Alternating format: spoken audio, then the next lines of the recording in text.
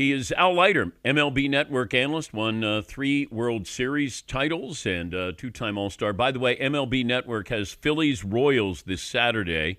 It's showcase telecast. Also, Sunday at 8 Eastern, a documentary on Greg Maddux called One of a Kind. MLB Network now available direct to consumer. Al, thanks for joining us. How do you quantify what Aaron Judge has done so far this season? I don't think we're that surprised, Dan, based on what he did a couple years ago and the amazing season that he had with the Yankees in his free agent year. He is amazing to watch.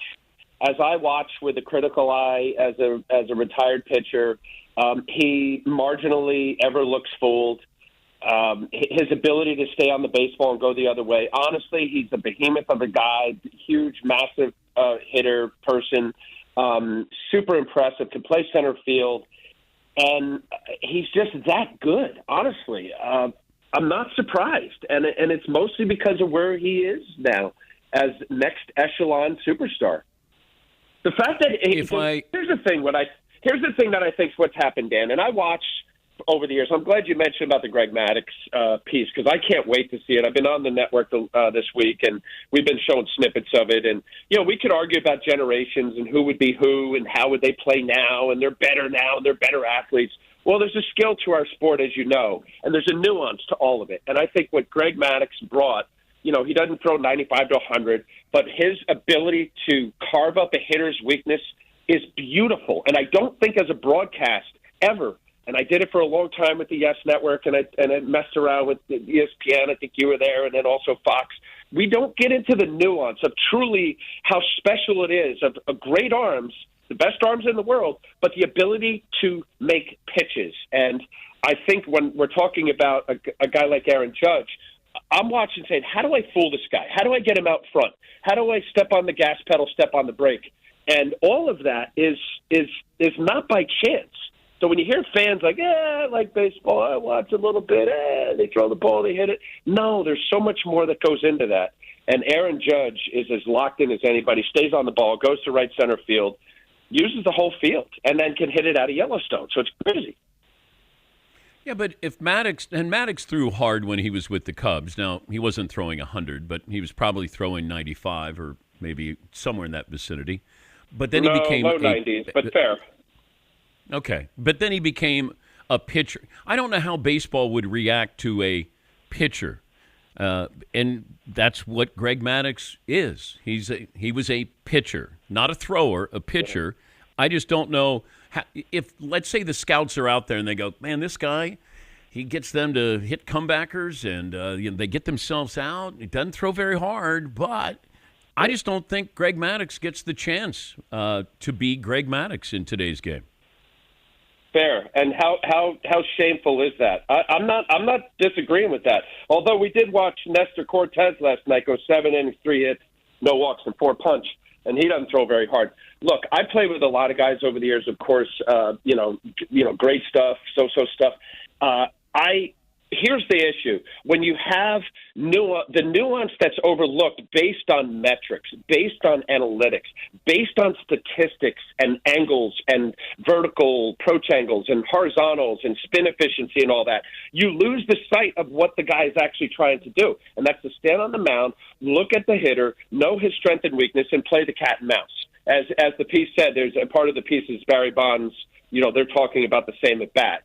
And, Barry alludes to a comment. He says, now we start playing chess.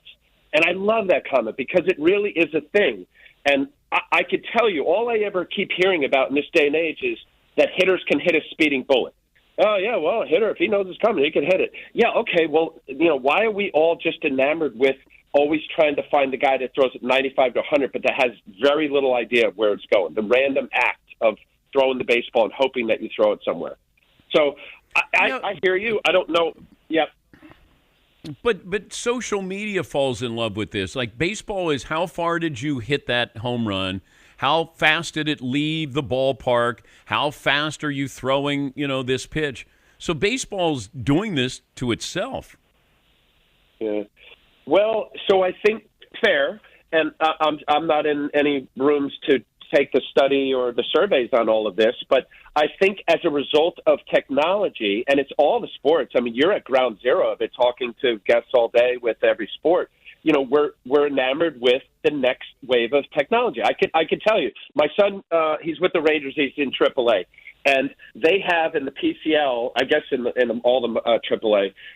They have the challenge, the ABS, balls and strike. And I'll be honest with you, I am old school. I want humans to be in charge of the game and not a computer. However, I think the challenge of balls and strikes, and it's happening, and it's very quick, Dan. It's boom, you're up at plate, I throw a pitch, they call it a strike, you tap your helmet, I don't think it was a strike. You look at the board, and it's 7 seconds. Boom, umpire right or wrong. And it's putting accountability to the umpires.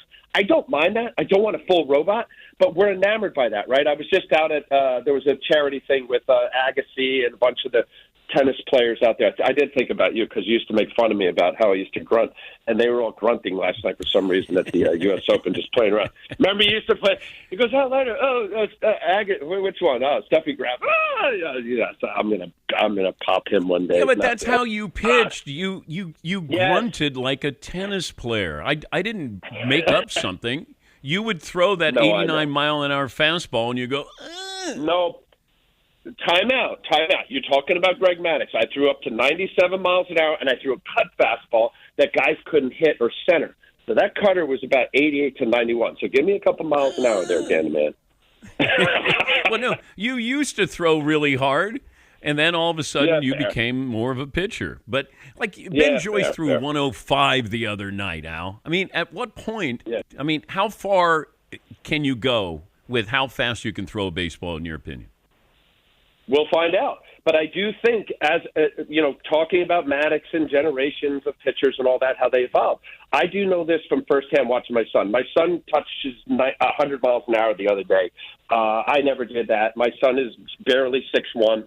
But the understanding of the kinetic chain and the body movement of trying to maximize the energy to allow the body to be strong enough and the sequence of the body movement to allow your arm to be able to throw a ball that hard without popping your UCL or any other kind of muscle or ligament. So, yeah, Joyce has got that kind of arm. We'll see. I mean, Nolan Ryan threw 105 miles an hour, 30 years ago, 40 years ago, whichever. So I don't know. I do know this on a cadaver, and I know I don't want to get in the weeds because you're great and fun show and all that, but on a cadaver, they take the cadaver of a UCL and they bend it back and they measure it in Newton meters. Now it's a cadaver, so there's no forearm muscles or bicep muscles, tricep muscles. 75 Newton meters, a UCL in the elbow snaps. Every pitch you see over 90 miles an hour, give or take, estimated, the Newton meters on the elbow goes greater than 75. Most of the time, it goes up to up to 90 or 100. So technically, the UCL should snap every time, but you protect it with muscles and things around it. So I don't know what the answer is. We'll find out, but I think we're probably there with the Chapmans of the world, and you mentioned Joyce and others that have thrown Hicks and others that have thrown into the low hundreds. Crazy. Talking to Al Leiter, MLB Network analyst and winner of the World Series 3 times, 2-time All-Star. If I said if Ohtani was with the Angels and Aaron Judge, of course, with the Yankees, who would you give the MVP to? Or, well, so far, who would be the leading candidate between those two with the seasons they've had?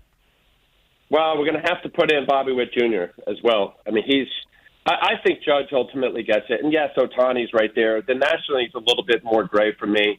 Zuna's having a heck of a year with the injury-riddled Braves. And I'll tell you what, Marte, I know he went down with the ankle injury. Can tell Marte with the D-backs, but he's been unbelievable. But it's hard to overlook Judge. It really is. As much as I love Ohtani and what he has brought to the game, I think Judge is. I mean, he's on.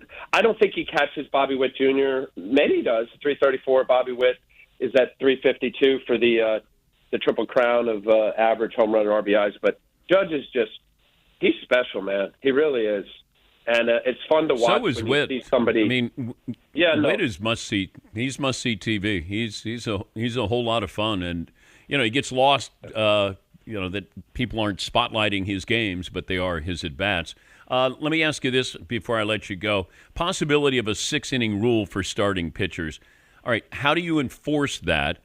And the fact that baseball kind of floated it makes me nervous that it feels like they're a little further down the road on this than I would like them to be.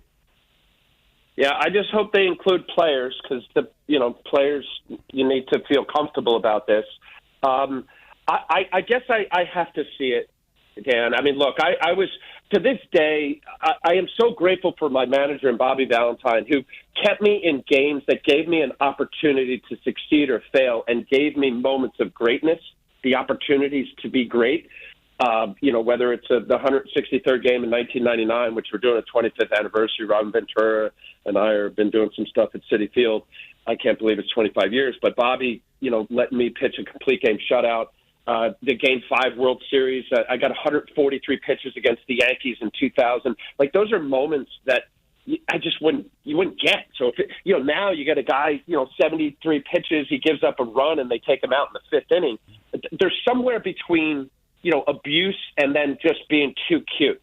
And I think there's something there. I think it was the 2020 World Series, and not to pick on any managers, but when it gets analytically driven, I think Blake Snell with the Rays gets the Dodgers. Yeah, it was COVID year. Yeah. And he gave up he had one hit. He was no runs, if you remember, Dan, and in the 6th inning, they were winning 1-0. I should have drilled down on it, but he gave up another hit, and they took him out, and he had 70-something pitches. I'm like, what are we doing here? Like, this guy's dominating.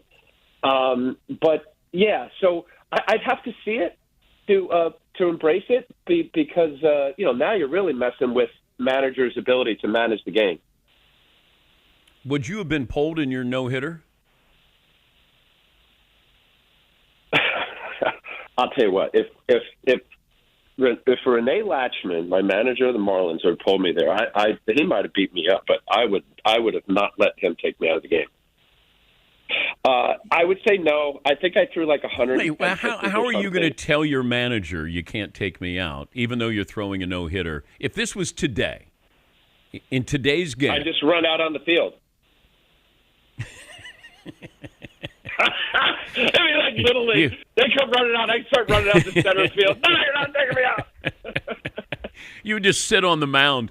I'm not going. Yeah. I'm going to take my ball. I'm not going to give it to you. Yeah. Wait a minute, Renee, I got a no-hitter in the 9th inning. Yeah, all right. Yeah. The Greg Maddux One-of-a-Kind documentary coming up this Sunday night at 8. And MLB Network has Phillies-Royals this Saturday for its showcase telecast. Great to talk to you as always, Al. Thanks for joining us. Thank you. Take care, Dan. That's Al Leiter. He threw a no-hitter and won the World Series 3 times.